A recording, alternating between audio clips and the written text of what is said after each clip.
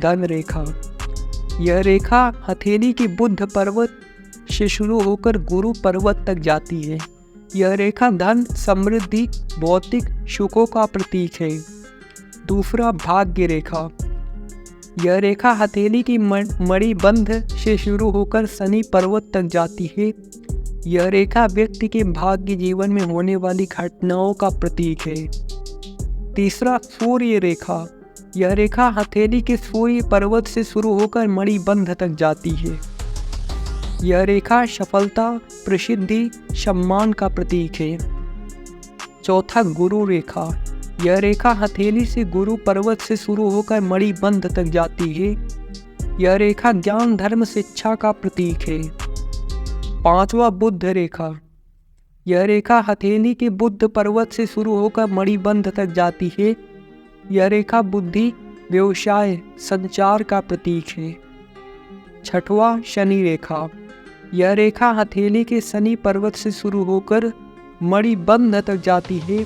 यह रेखा कर्म, अनुशासन, परिश्रम का प्रतीक है।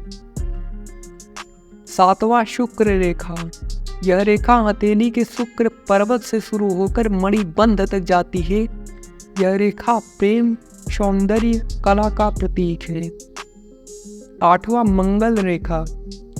यह रेखा हथेली के मंगल पर्वत से शुरू होकर मणिबंध तक जाती है।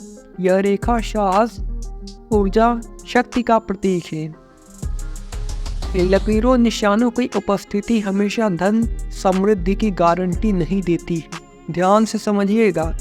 व्यक्ति के कर्म, प्रयास भी महत्वपूर्ण भूमिका निभाते हैं।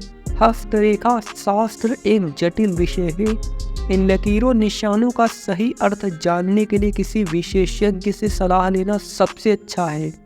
डिस्क्लेमर: यहाँ दी गई जानकारियाँ धार्मिक आस्था, लोक मान्यताओं पर आधारित है। न्यू जनरेशन इस बारे में किसी तरह की कोई पुष्टि नहीं करता है। इसको ध्यान से समझिएगा, डिस्क्लेमर है।